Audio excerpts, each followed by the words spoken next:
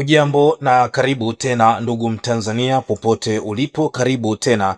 Ni wakati mwingine tena mzuri tunakutana hapa, ambapo kwa sasa Tanzania, taarifa kubwa ni serikali ya Tanzania kupiga marufuku tena mikutano ya hadhara ya kisiasa Tanzania bila kujali chama chochote kile, ambapo taarifa hii ya serikali ya Tanzania imetangaza kusitisha kwa muda mikutano yote ya hadhara ya vyama vya siasa nchini bila kujali chama husika, ikieleza kuwa hatua hiyo inalenga kuimarisha usalama wa wananchi katika kipindi hiki ambacho kumekuwa na taarifa za viashiria vya maandamano na vitendo vya uhalifu, ambapo kupitia mitandao ya kijamii maandamano makubwa yanaratibiwa na wanaharakati ambayo yatafanyika siku ya tarehe 7 ya mwezi wa 7 mwaka 2026, na wanaharakati mbalimbali wamekuwa wakihamasisha maandamano. Na Patrobas Katambi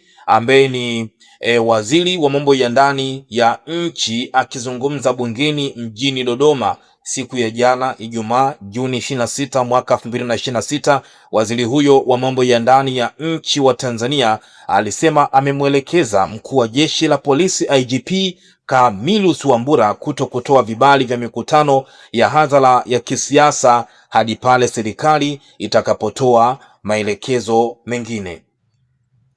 Jambo hili limeibua mijadala mingi mitandaoni, wadau mbalimbali wa Tanzania, wanasiasa, John Heche akizungumza, lakini pia rais wa chama cha wanasheria Tanganyika TLS Boniface Mwabukusi akizungumza, chama cha ACT Wazalendo wakitoa tamko. Mijadala ikawa ni mingi kwenye mitandao mbalimbali ya kijamii. Leo tarehe 27 ya mwezi Juni mwaka 2026, waziri wa mambo ya ndani ya nchi Patrobas Katambi ametetea kauli yake aliyozungumza bungeni mjini Dodoma siku ya Ijumaa Juni 26 mwaka 2026. Lakini pia tutapitia hapa kuona kile ambacho John Heche amekizungumza, makamu mwenyekiti wa chama cha demokrasia na maendeleo Chadema Tanzania bara, lakini pia kile ambacho amekizungumza rais wa chama cha wanasheria Tanganyika TLS Boniface Mwabukusi, ikiwa jana hiyo tuliona wakili msomi Peter Kibatala akimhoji waziri wa mambo ya ndani ya nchi Patrobas Katambi ametumia sheria gani kutoa maagizo hayo. Kwa ufupi, kwa kile ambacho alikizungumza jana, Katambi alisema uamuzi huo umefikiwa baada ya serikali kubaini kuwa baadhi ya mvutano wa kisiasa umechangia hali ya taharuki, huku kukiwa na taarifa za mito ya maandamano kuelekea kilele cha maonesho ya 50 ya biashara ya kimataifa ya Dar es Salaam, yani Sabasaba. Hata hivyo, kama nilivyokuambia, wanasiasa wa upinzani wamekosoa hatua hiyo na watu mbalimbali, wadau wa Tanzania wamekosoa hatua hiyo. Hatua hii inakuja ikiwa ni miaka 10 imepita tangu rais hayati Dr. John Joseph Pombe Magufuli alipotoa agizo hilo la kuzuia mikutano ya hadhara mwaka 2016. Ni miaka 10 sasa imepita, huko ni mwaka 2026. Kwa hiyo tamko kama hili linakuja kujitokeza tena, na cha ajabu zaidi ni kipindi ambacho Chadema wapo moto kwelikweli. Chadema tangu wamefunguliwa baada ya kufungiwa kujihusisha na shughuli za kisiasa kwa takriban mwaka mmoja, Chadema wamerudi na moto mkali kwelikweli, ambapo tumeshuhudia mikutano ya hadhara ambayo Chadema wanaifanya. Utakuwa ni shahidi. Tazama Mbeya kilichotokea, Mlowo Mbozi huko Songwe kilichotokea, Tabora kilichotokea. Wadau mbalimbali wa Tanzania, wanachama wa Chadema wanajitokeza kwa wingi kwenye mikutano ya hadhara ya Chadema, kitu ambacho kwa tafsiri moja ama nyingine ni kama chama tawala, Chama cha Mapinduzi, ambacho ndicho kinashikilia dola kwa namna moja ama nyingine, kimehofia nguvu na spidi ambayo Chadema wanazidi kuipata na mchango ambao wananchi wanawaonesha Chadema katika kuchangia tone, jambo ambalo pia linaibua maswali mengi mno kwenye matokeo ya uraisi wa Oktoba mwaka jana, ambapo rais aliyepo madarakani Daktari Samia Suluhu Hassan alishinda kwa kishindo wa 98%. Unajiuliza, kama Chadema wanajaza hivi kwenye mikutano ya hadhara, hizo 98% zilitoka wapi? Sasa chama cha ACT Wazalendo nacho kimepinga vikali agizo hilo la zuio la mikutano ya hadhara ya vyama vya siasa, ikisema ni maelekezo haramu yanayovunja katiba ibara ya 20 sehemu ya kwanza na sheria ya vyama vya siasa zinazotoa uhuru wa vyama vya siasa vyenye usajili wa kudumu kufanya mikutano ya kisiasa. Aidha, tunafahamu aliagiza jeshi la polisi kuendelea kufuatilia maeneo yote yanayotiliwa shaka na kuchukua hatua za kisheria, ikiwemo kuyafungia kwa muda endapo kutabainika kuwa yanatumika kwa shughuli zinazohatarisha usalama, lakini pia akiagiza wale wote ambao kwa sasa watatembelea sehemu za kufikia wageni, loji au mahoteli, wahakikishe kwamba wanatembea na vitambulisho vya taifa vya NIDA. Sasa tangazo hilo limekuja ikiwa ni takriban miaka mitatu tangu Januari mwaka 2023 wakati Rais Samia Suluhu Hassan alipofungua tena mikutano ya vyama vya siasa iliyokuwa imepigwa marufuku kwa zaidi ya miaka 6 nyuma wakati wa utawala wa hayati John Magufuli. Kwa hiyo tangu Magufuli alipopiga marufuku na mpaka sasa ambapo Rais Dr. Samia alifungua ni miaka 10 imepita, lakini kwa Magufuli tulikaa miaka 6 bila kushuhudia mikutano ya hadhara. Samia akafungua na serikali tena inapiga marufuku. Kama nilivyokuambia, viongozi wa vyama vya siasa vya upinzani wamepokea uamuzi huo kwa tahadhari, wakielezea hofu kuwa marufuku hiyo ingeweza kurejeshwa wakati wowote. Moja kwa moja tuanze hapa na makamu mwenyekiti wa chama cha Chadema, halafu tuangalie alichokiandika Boniface Mwabukusi, halafu tumalizie namna ambavyo leo tarehe 27 ya mwezi Juni mwaka 2026 namna Patrobas Katambi alivyojitetea kwenye kauli yake aliyoitoa bungeni siku ya jana. Kwa upande wa makamu mwenyekiti wa chama cha Demokrasia na Maendeleo Chadema, John Heche, katika maelezo yake Heche amepinga vikali marufuku ya mikutano ya hadhara, ambapo John Heche ametoa kauli hiyo dhidi ya waziri wa mambo ya ndani Patrobas Katambi kufuatia agizo la kusitisha mikutano ya hadhara ya vyama vya siasa nchini.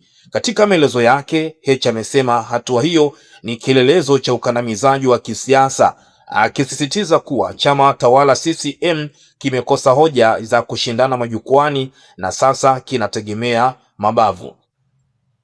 John Heche ameonya kuwa marufuku hiyo itazidisha taharuki na kuibua upinzani mkali zaidi.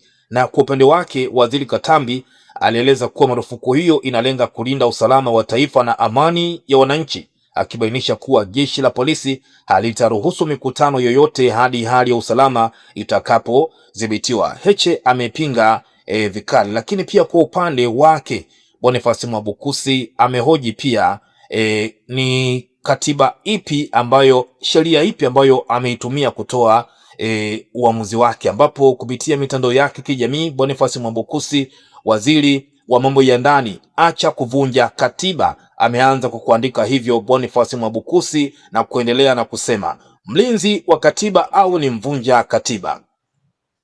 Mwabukusi anasema waziri wa mambo ya ndani hana mamlaka yeyote ya kuzuia au kutozuia mikutano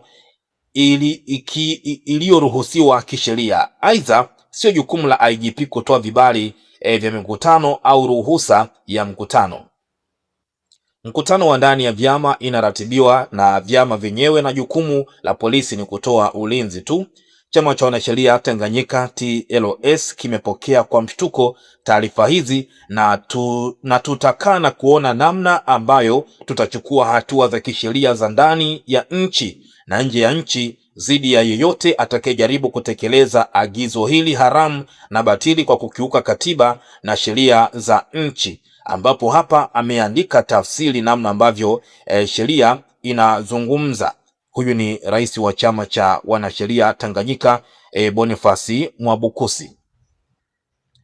Kwa upande wake ukiachana na hiki kwa upande wake waziri wa mambo ya ndani ya nchi Patrobas Katambi leo akihojiwa na BBC ameelezea na kuitetea kauli yake aliyoizungumza akiwa bungeni. Lakini kama Mtanzania pia una nafasi ya kutuambia unadhani ni kwa nini serikali imeamua kufanya hivi kipindi ambacho Chadema wako moto kwelikweli. Je, chama tawala wana iogopa Chadema kwa spidi ambayo wamekuja nayo baada ya kufungiwa kwa muda? Lakini pia fahamu kwamba yote hayo yanafanyika wakati ambapo mwenyekiti wa chama Tundu Lissu bado yupo gerezani, na Chadema katika mikutano yao ya hadhara wanazungumzia kabisa ni Operation Free Tundu Lissu pamoja na katiba mpya.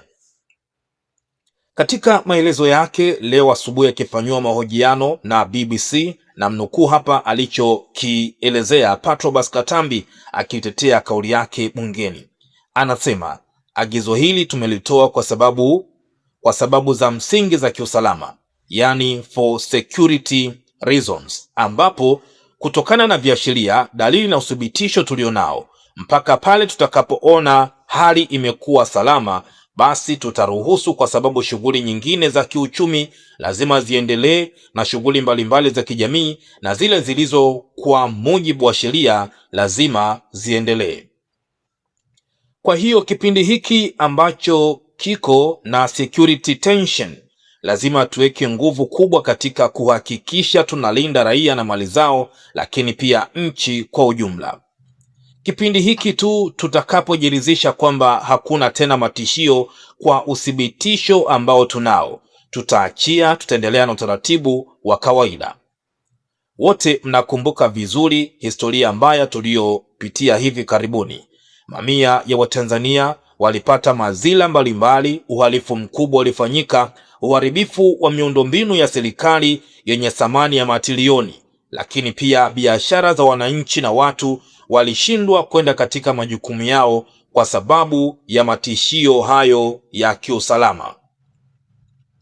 Moja ya lawama nyingi mnakumbuka pia zilipelekwa kwenye vyombo vya ulinzi na usalama kwamba kwa nini hawakuchukua hatua mapema. Sasa viashiria hivyo kwa kweli kwa kipindi hiki tumeona tusidharau taarifa yoyote, na hasa kwa hizi ambazo tumeendelea kuzipata, na hivyo sasa tumeona ni vizuri kabisa kuchukua hatua za mapema kuepuka machafuko wala athari yoyote ya kibinadamu na athari za kiuchumi, ili kuhakikisha kwamba nchi yetu inakuwa salama na shughuli zote zilizopangwa au zilizopo zinaendelea.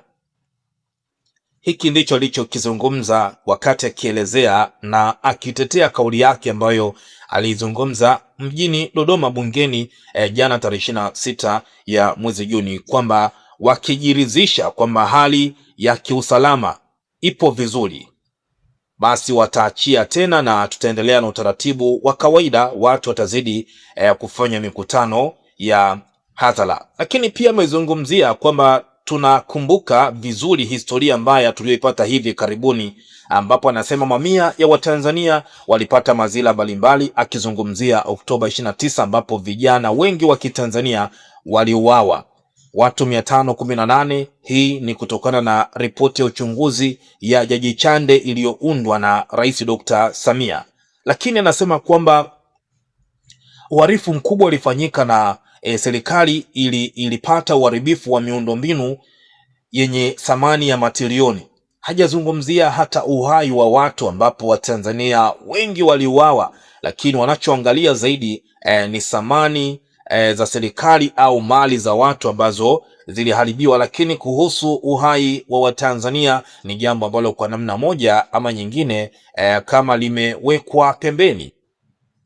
Ndugu Mtanzania, una maoni gani? Na kukumbusha kama nilivyokuambia mwaka 2023 Rais Dr. Samia aliondoa zuio hilo baada ya miaka 6 kukaa bila kufanyika kwa mikutano ya hadhara. Leo tena serikali inafanya hivi. Tunaona kwa namna moja ama nyingine, namna hata huko mitandaoni wadau mbalimbali wakisema kwamba yote haya yanafanywa ili kuwazoofisha Chadema. Chadema wameonekana na nguvu kubwa sana kwenye mikutano ya hadhara ya siku za hivi karibuni. Ndugu Mtanzania, share na sisi maoni yako, lakini pia endelea kutufuatilia hapa kwa taarifa mbalimbali, nasi tutazidi kukujuza huko mitandaoni. Bado wanaharakati wakizidi kuhamasisha maandamano makubwa siku ya tarehe 7 ya mwezi wa 7 mwaka 2026. Nini mtazamo wako? Na endelea pia kutufuatilia hapa kwa taarifa mbalimbali.